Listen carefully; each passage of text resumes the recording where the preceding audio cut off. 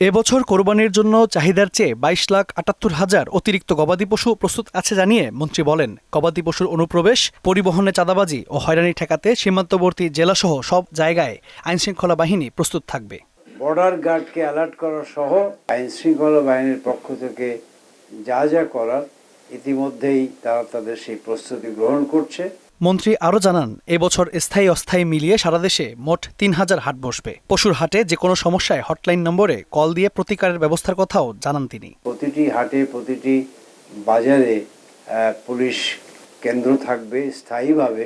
জরুরি veterinary service থাকবে, একদম থাকবে তো থাকবেই এবং নিশ্চিতভাবে থাকবে। তবে এরই মধ্যে বিভিন্ন সীমান্ত দিয়ে দেশে পশু ঢুকছে বলে দাবি করলেন বাংলাদেশ ডেইরি ফার্মার্স অ্যাসোসিয়েশনের সভাপতি ইমরান হোসেন।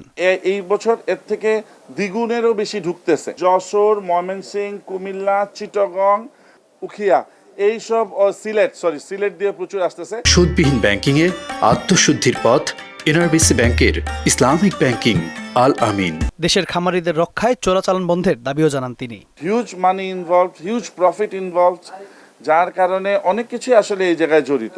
কাজী ইহসান বিন দিদার, মোহনা সংবাদ, ঢাকা। সিলেট সবচেয়ে বেশি ঢুকতেছে সিলেট।